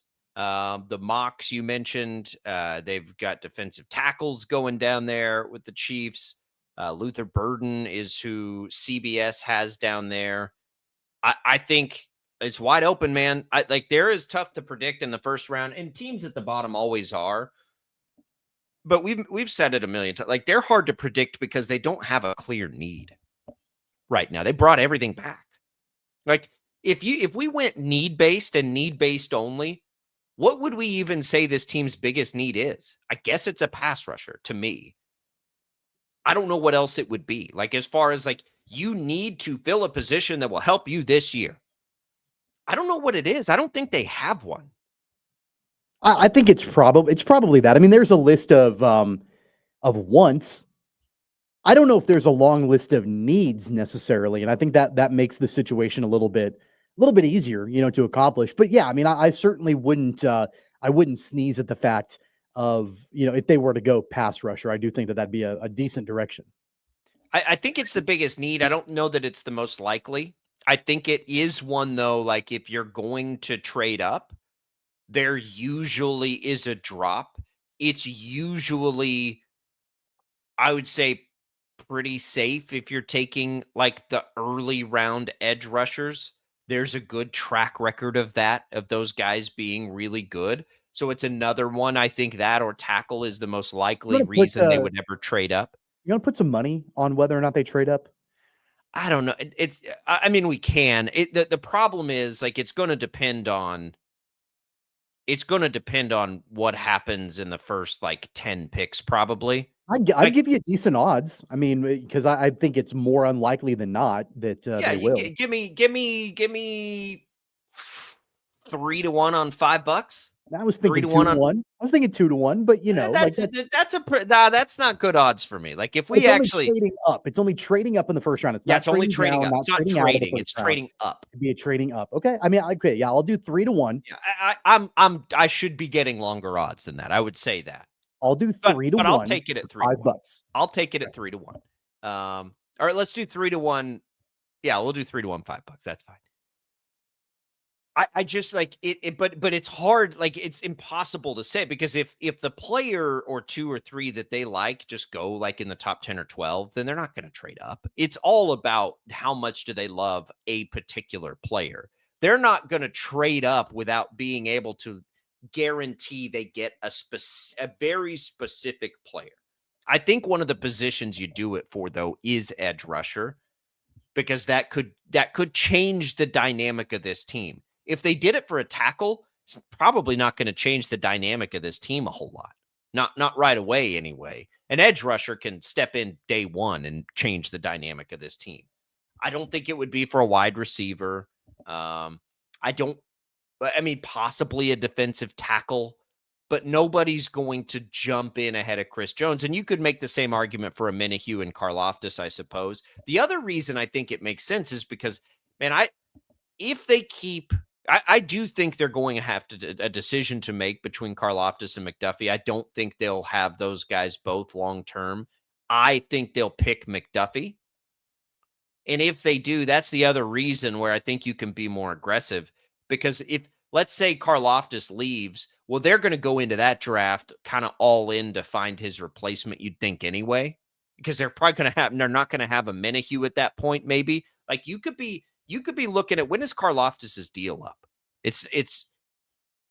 Let me look at that next season. I think that's right. And they could tag him, but tags for him is going to be real expensive for his production because if you're talking one of the top defensive ends, that's a little rich. It was a 4-year. So after 2026, he'll be an unrestricted free agent. Yep. They have the first year. Oh, that's the other thing to think about and remember that we don't think about. Here's the reason I think Shedeur Sanders is going in the first round or any quarterback. So this was mentioned on Rich Eisen yesterday. I think it was Pelissero. And I forget about this. And this is the reason I think it's highly unlikely we see like one quarterback taken in the first round. Players taken in the first round, you get a 5th-year option on them. And so like if you're a team that's even considering quarterback, you got to trade back into the first round to get them. So that you get that 5th-year option. I think Pelissero said yesterday the Titans really wanted to do that with Will Levis. They just couldn't find a trading partner to get back in there to do it. So Karlaftis is going to get them a 5th-year option. So yeah, they would have him still this year and then next year, and then he's a free agent. So, but in 2 years, essentially, if they don't re-sign him, you could be looking at a defensive line that does not include Chris Jones, George Karlaftis, or Charles Minihue in 2 years. So if you see like a generational that you love, and for some reason this almost never happens in the NFL, pass rushers don't fall. But if they did and you had an opportunity to move up 15 spots, I listen, this would be a good year to do it because they don't have a need they have to fill this year. They don't. There's not one on the roster. I mean, you'd like them to be better on the offensive line, but even if they traded up for a left tackle or a tackle, are they really going to start right away? Probably not. Unless there's an injury. I mean, I'm not saying that that a tackle wouldn't play this year. Of course they would, but it's not like an urgent need. It's the beauty of their offseason. It is. It is the beauty of their offseason. None of us, I don't think, saw this coming. Right? We didn't think that they would be able to weave this the way that Brett Veach weaved this. They brought everybody back. I mean, they didn't lose hardly anybody. When they brought a Minihue back, it was like at that point, just like there's no way that they were going to be able to do all this, and they did. And so now you've basically returned an entire Super Bowl roster that lost a game in the regular season that wasn't in a throwaway game at the end of it. mean, obviously Joe Tooney, is the big one that's not back, right? That's the big one. But other than that, I mean, and they made some veteran additions. We'll see how Fulton does in the secondary. We'll see how Jerry Tillery as a veteran does on the defensive line as a 1-year type guy. So they were able to find, some stopgaps at least in a couple of positions to help with the depth and that sort of thing. But yeah, I mean, by and large, it's the same roster that went to the Super Bowl last year. And that's great. There were some improvements that needed to be made on the team. I think the jury is still out if they were able to actually accomplish that.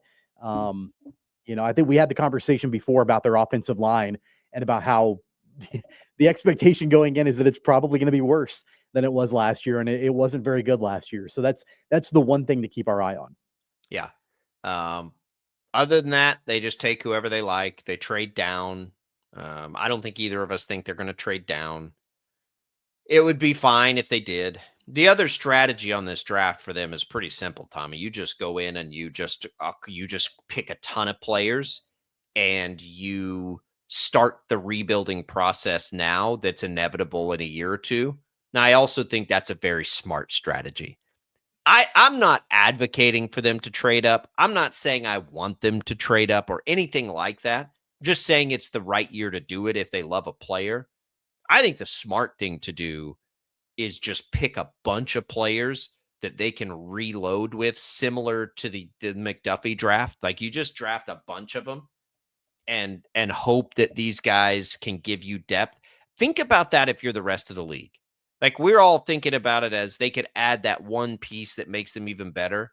If you're the rest of the league and they're going to have Mahomes, like, imagine if they hit on 3 or 4 more picks. And then when free agency dismantles a lot of NFL rosters, they just are able to just kind of plug guys in. Wouldn't that be the most haunting feeling if you're the rest of the league or the rest of the AFC, if they were able to do that? That's what they've been able to do this entire stretch, right? Like, that's why you see other teams, especially in the division, that have just loaded up. Like, they try to bring in whoever they can, whether it's a quarterback, whether it's a top defensive player, whether it's a head coach. I mean, by the way, and we haven't really talked a lot about this at this point, but take a look or think about the head coaches in the AFC West going into this season. I mean, you've got Andy Reid, but we're talking Sean Payton, Jim Harbaugh, and Pete Carroll, right? Like the teams in the AFC West, whether they're trying to bring in top premier talent to compete with the Chiefs, they're bringing in top premier coaches to try to compete with the Chiefs at this point. And so, yeah, I mean, that's what Kansas City has done forever. That's what they've done years and years and years. Is just being able to continue to reload. It's not a rebuild, it's a reload, and that's what they've been able to do. Yeah, it is time for them to start doing it again, because it's great that they brought everybody back, but that doesn't probably help them a ton in 2 years. So, if they can accomplish through this, like if the dust settles and on Monday morning we're here talking about the Chiefs and how they acquired all these picks and they drafted a lot of players, that will have probably, been a good place to be, because what they did this offseason, they can't do next offseason. Travis Kelce's probably gone. A lot of these older players they got back on 1-year deals, if all goes well this year, are going to be gone. Like Hollywood Brown, is back on an affordable deal because he got hurt last year. You hope that he's highly impactful, and you can't get him back on a deal like that in 2 years. You know what I mean? So I think that's fine. Or if they do trade up, and let's say if they don't go tackle, but if they're trying to trade up to get somebody that they think can help them right now, and it's Shamar Stewart out of Texas A&M, then that may help them put them over the edge to win a Super Bowl this year, right? So all good things. I think the Chiefs are absolutely as much in a position of power in this draft as any team is. But even Philadelphia, Tommy, like, they lost some dudes. They got holes to fill. The Chiefs don't have holes to fill, at least not that we can see as of right now. I don't think they do. And that's a great place to be. And it'll be late when they make their pick. What do we think, about 10 o'clock tonight? Probably 10:30, somewhere around there. I'm waiting to see how the whole draft board falls. I think it's going to be.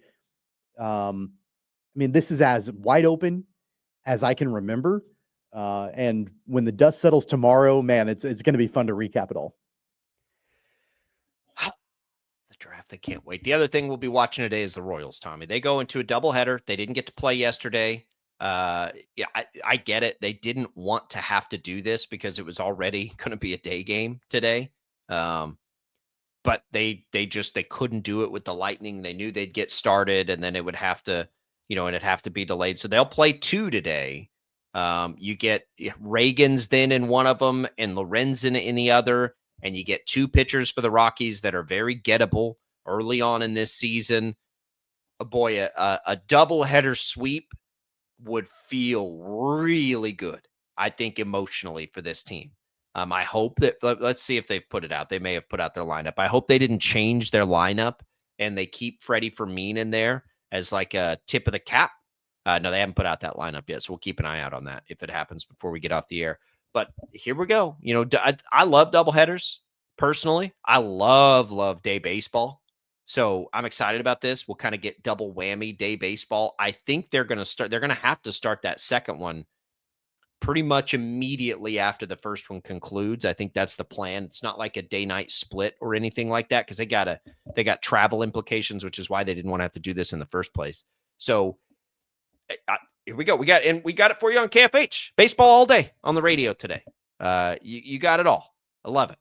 Yeah, I can't wait. I mean, you're going to have a doubleheader here against a team that, you can absolutely take advantage of. And the Royals were able to grind out a win in the opener of this series. And, you've got to get 2 more. You've got to get both of these and show out offensively a little bit. I think that's got to be the number one message. And we talked about it yesterday. The number one message to this team is show out against a team that you can absolutely hit off of. Other teams in Major League Baseball this season have shown that they can hit off the Rockies. You need to do that too. You've got a great opportunity to, sort of cleanse the palate here a little bit and be able to get that bad taste out of your mouth of not being able to hit, not being able to drive in runs, get runs up on the board, all of that. That can be a distant memory if you can have 2 good showings today against the worst team in Major League Baseball. Easier said than done, I know. The streak is at 17, but that's got to be mission critical going into the doubleheader today. Yeah, I agree. The offense, I think more important. Well, this is a decent question. Is it more important that the offense wakes up, or is it more important right now that they just win these 2 games? Well, no, I think it's more important that the offense wakes up because I think that they showed in the opener that they could win a game even with the offense not showing up. But you still don't feel great about it. Like, yeah, they won 4-3 against the worst team in baseball, and the Rockies took them to extras. Like, that shouldn't be the case. You should be able to, hand them the game. Like, they should win easily. And so I don't think it was the fact that they won. I think the storyline going after the opening game was they should have won by a larger margin and they didn't. Yeah. When it's the Rockies, I'll subscribe to that. I'll buy that. But if they don't win, if they don't split, it's going to be a disaster. But if they, because you get out of that and you got to go straight into a series against the Astros, who are heating up a little bit, and you knew that was coming. You knew the Astros would walk into that and kind of, be good again. And they faced Hunter Brown, so they're not going to get any shortcuts in the Astros series. And then it's at Tampa, at Baltimore. It's all of a sudden you're in a 6-game road trip.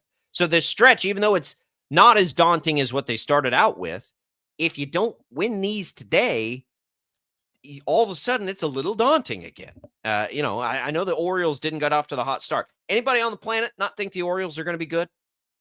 Crickets. The Orioles are going to be good, right? So we'll just keep that in mind. Better beat the Rockies. Like, I think I might be a little more concerned about that in the very short term. Like, I won't care as much if it's 2-1. Just get it done.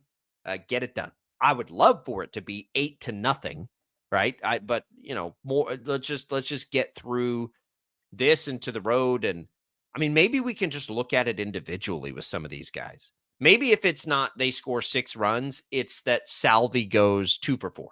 You know what I mean? Like maybe you just see Salvi and you just see Vinny and you just see a couple of guys maybe wake up today a little bit in the series. Just can't have them all. I think more than anything with this offense is that they're all cold at the same time.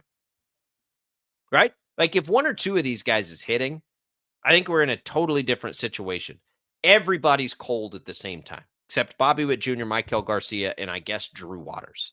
Everybody else is cold right now. Marcana in limited time has hit the ball pretty well. Very limited time, but yes, yeah. And put it together. Like, so maybe one guy turns it around. Because think about that. Like, what if even Michael Massey wasn't as cold as he? How many opportunities has that guy missed out there with runners in scoring position? And that's where, like, I think a guy like Massey, even Pasquantino, to an extent, Perez, they've not hit the ball well at all this season, but they kind of like are in the background a little bit because everything was so focused on MJ Melendez and Hunter Renfroe, like how bad they had been. And that was glaring. But it's like, man, if you really go a little bit deeper, like it's not just the 2 of those guys, like there have been several others that, you know, the whole situation's been compounded. Jonathan India has been really bad after about the first week of the season, but you'll hear that. How about this day of coverage on KFH?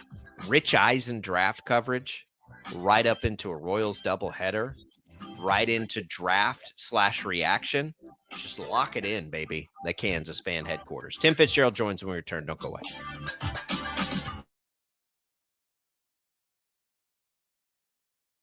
66 counties, 4 regions, and 1 weather team that you can trust. Find Storm Team 12 every weekday at 5:30 on the KSCW. Whatever the weather and wherever you are, Storm Team 12 is zooming in, going zone by zone to give you a more in-depth look at the forecast and some science behind the storms so you know more. We're focusing on the forecast so you can focus on what's important to you. Storm Team 12 Weather Focus, 5:30 on the KSCW. The future of television has arrived. Next Gen TV is here with stunning video, movie theater quality sound, enhanced voice clarity, and interactive features, all upgradable for the future. Learn more at watchnextgentv.com. Sometimes people tell us, I don't get it, it's just tea. But let me tell you, we are so much more than just tea. With 20 plus flavors of sweet and unsweet iced tea, the possibilities are endless. Come on in and try them all for free to find your favorite or get us on the go for your busy lifestyle. And don't miss happy hour every day. So the next time someone tells you it's just tea, tell them to come by and find out why we say drink tea, be happy. It's the canvas of our imagination. They tell a story. Clouds affect the events of your day. Sometimes they growl, sometimes they inspire, but they're always the messengers of nature's mood written in the sky. Storm Team 12 understands the language of clouds. We're dedicated to decoding their message so you know what to expect. Behind every cloud, there is a story waiting to be told. Trust Ross Jansen and Storm Team 12, alerting you first to the impact on your life. When you need help, remember, you're not alone. We are here. We are neighbors. We are together. We are Kansas.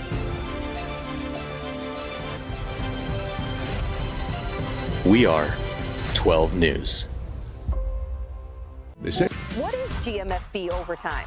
It's Peter, Jamie, Kyle, and Akbar breaking down the NFL 5 days a week. It's okay to be excited. It's this, that, and a whole lot of It's football for everyone. Weekdays at 10 a.m. on KSCW. Are following a breaking update. Every day, all day, stream the stories that have you talking near and far. Whoever is behind the wheel of this bus is not stopping. From hundreds of local reporters and meteorologists spanning the country. Chaos here this morning at the UW campus. Search LNL for the all-new Local News Live streaming app. Make yourself known now. 31001 in traffic pursuit. Oh my God, here. Investigate TV Plus begins with real people. We investigate stories that impact you and inspire change every day. Something is broken. Real problems. Why are they hiding it? And real solutions. My daughter was dying in front of me. What was your reaction when he said that? Investigate TV Plus, weekdays at 3:30 p.m. on KWCH. Sometimes people tell us, I don't get it, it's just tea. But let me tell you, we are so much more than just tea. With 20 plus flavors of sweet and unsweet iced tea, the possibilities are endless. Come on in and try them all for free to find your favorite or get us on the go for your busy lifestyle. And don't miss happy hour every day. So the next time someone tells you it's just tea, tell them to come by and find out why we say drink tea, be happy. Mornings are busy. We're here to make your mornings better. We report the stories that affect you. 3 more hospital lies from contaminated apple juice just a day after the FDA issue a recall. We're here to make your mornings better. Closing east and westbound lanes of K96 for repairs. With 12 News, you're prepared for your whole. And now, digging deeper with the teams you follow, it's another Sports Daily Insider interview on KFH. All right, welcome back in, everybody. It is Sports Daily, and we are joined in all the purple glory by Tim Fitzgerald, our K-State insider, at Life of Fitz on social. GoPowerCat.com is where you'll find all the great work. Fitz, how are you this morning? I'm good. Getting ready to go to the K to catch a doubleheader. Oh, that's right. You got a little day baseball. We're excited for you. We'll be watching and listening here on KFH. It's draft night. What we can start there before we get into portal stuff. And Tommy saw a proposal from a coach on maybe how to solve all these problems that I want to get your take on. Good. Draft wise for K-State, are we DJ Giddens or bust? Who are we got our eye on tonight? No, for the Cat? no one's going to go in the first round, but maybe tomorrow, but we'll see. Of course, you've got a couple defensive backs there that are pretty good. And we'll see how it all sorts out. But I think all these guys have helped themselves out quite a bit. When we're looking at DJ Giddens, I mean, I know that, the Chiefs have always been, a close to home type team. They took Felix Uzama a couple of years ago. And they like that kind of homegrown talent. Is that a team that, seriously would be looking at a DJ Giddens potentially? Are there other teams that maybe, have that, sort of appeal with a guy like Giddens? Yeah, I would think maybe, if DJ's available in like the third round or something, they might start considering that. He fits in a way what they want, a little bit more size, a little wiggle between the tackles, which is how they run it. I think he'd be a good fit. I think it'd be good for DJ. I mean, you guys haven't been around him, but he's a really quiet guy, just kind of wants to mind his own business and go fishing. And a great young man. So being closer to home might be good for him, but I think he's a fantastic young man and a really talented kid. He's worked so hard at his craft. People don't understand how far he's come, and Deuce Vaughn played a big role in it, and Brian Anderson, his coach, played a big role in it. But the credit goes to DJ because he has studied his butt off and worked his butt off. He's a great story, and I think he's going to be good. And I love the Chiefs comp there. K-State's kind of churning him out a little bit here lately. K-State's had a lot of pros in this generation. That's got to help Kleiman and this staff, don't you think, to be able to just push that out there constantly? Yeah, I mean, I'm a big believer a college coach's job isn't to turn you into a pro. It's to just make you a better college football player and then get to the pros, because some great college football players like Austin Moore last year from K-State, kid was a walk-on, gave every ounce he had. He has no shot at the NFL, and was a great player at this level. But yes, when you start taking players like Ben Sinnott and turning them into what he became, other players have got to take notice, and certainly the NFL does. And DJ Giddens is another one that just kind of erupted and just developed. Jacob Parrish, the corner that will go at some point. He's did the same thing, played as a true freshman. And Marquise Siegel's, of course, a transfer, but I think he's done himself a lot of favors here. And yeah, it does help recruiting quite a bit.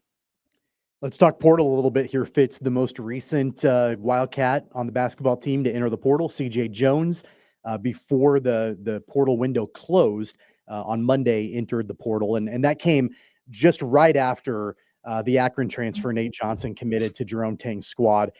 How impactful is that? I know that Jones didn't get a ton of minutes last year, started in, I think, 9 of the games last year, had about 17, 18 minutes off the bench, typically for the Wildcats. Was he in line for a more extended role next season, or how did that all kind of pan out?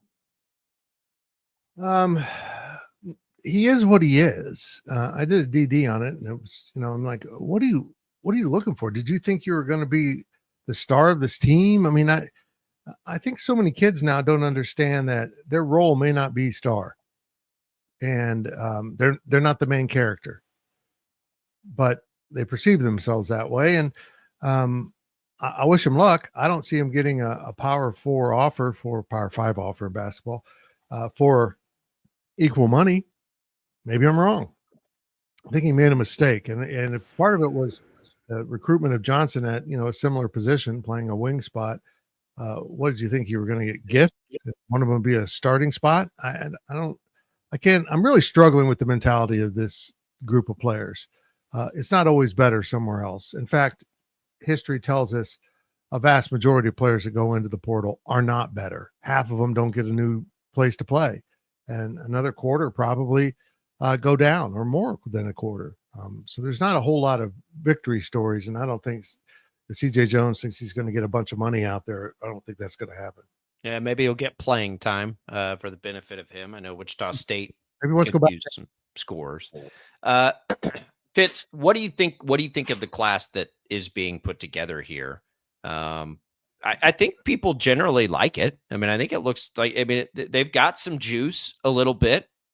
It feels a little different maybe than a year ago, but I don't know how we're supposed to compare this stuff until you get them on campus. But how much more noise does K-State have to make in the portal? A lot. I mean, they've got a lot of open spots. A lot of teams do. I mean, look at poor Baylor, and it's just a royal mess. And now you got to sift through all these kids and see which ones fit you. And they got a lot of work to do. They got a lot of open spots on this roster, but so do a lot of other people. But if you're a K-State fan, you're only worried about your team, and you want to see how they can put together a more productive unit.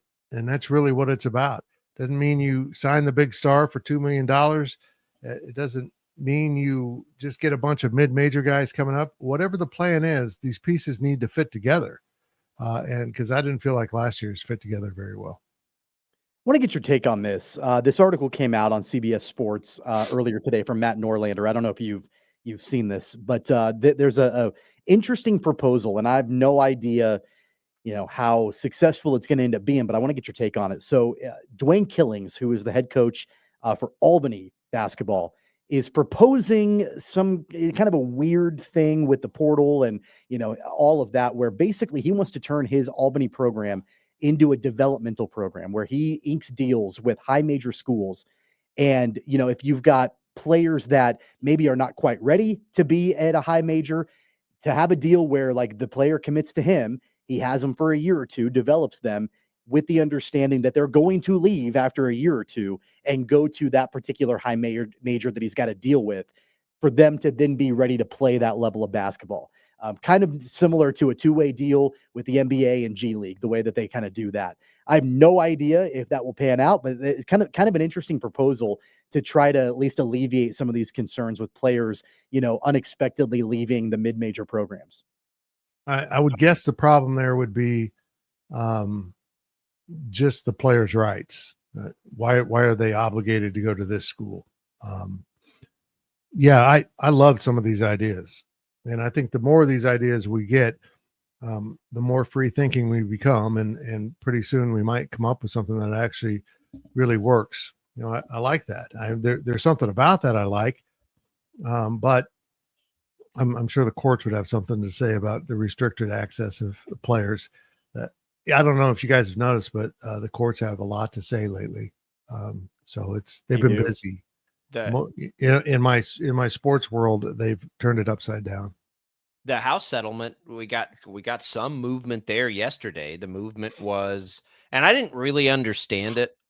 I think the courts are saying they have to have roster restrictions because of how it impacted players that already had to deal with. I was very confused by the House news yesterday in that big Yeah. court case. They kicked the can down the road for 2 weeks, but what is the holdup there?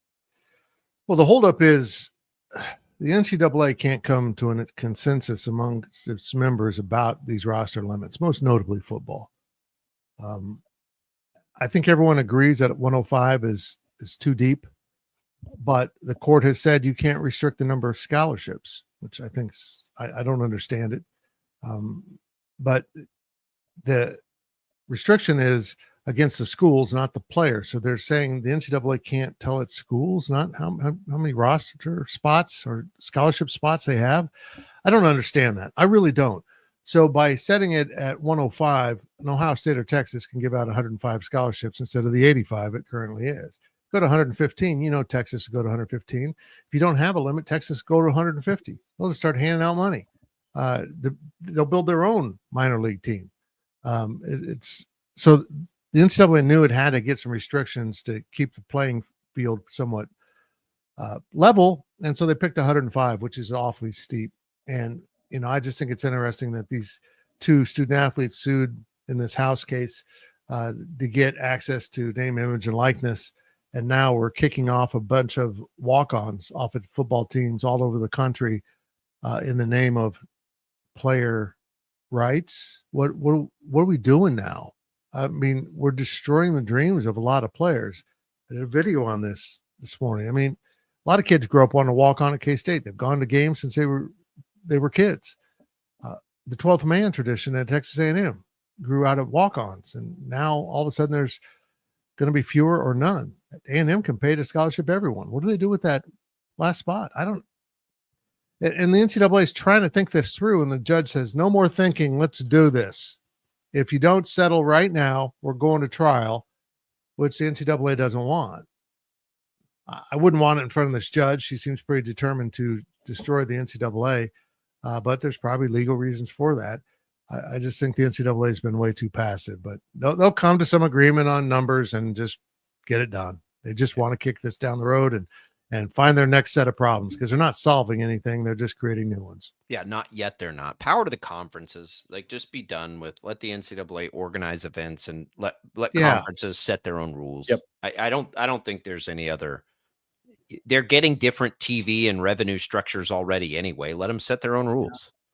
I think there's something to be said about that, and I think there's something to be said about just leaving the NCAA out of it, and all the conferences get together and come to some consensus of a grid of rules that everyone obeys, and the conferences hang more things on that grid. I look, let's be honest.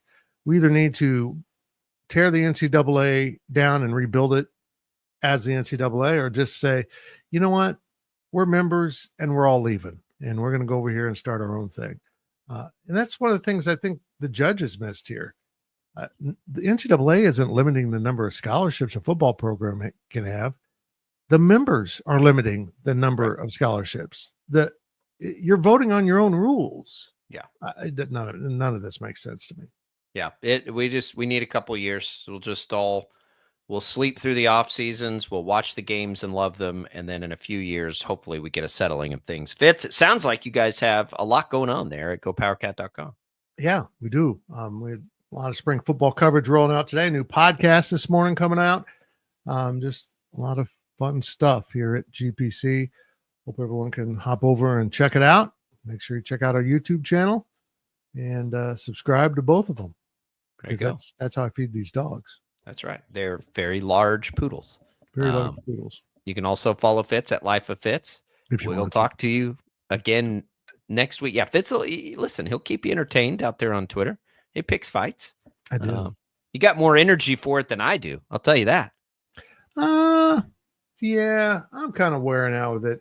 when I get personal, it's like, really? Come on, I'm trying to be witty and funny, and you're just a jerk. You're Jerk old school Twitter. Twitter was the safe haven for smartassery. It was great. And that's we're well beyond those days. That's vintage Twitter that we're talking about. Yes, that's right. That's what drew me to it. However long ago that was, I was like, man, these people are funny.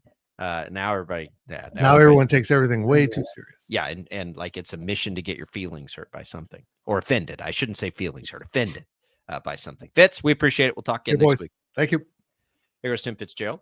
A couple more minutes here in this segment of Sports Daily. Yeah, I don't know. That's an interesting idea on the two-way thing. I think that's whether it's structured or not, Tommy. That's what we're getting. I mean, we're going to be there. I think we're headed something in that direction. We didn't even mention it on the show. Zion Pipkin in the transfer portal for Wichita that's State. right. Yeah, we've got a couple. We got a Pipkin's in. We'll have let's hit that tomorrow. Draft day got us derailed a little bit. That's a tough one for the Shockers. He was a big recruiting win for Paul Mills. But yeah, Pipkin's in the portal. We'll touch on that tomorrow. We got more Sports Daily coming up. Don't go away.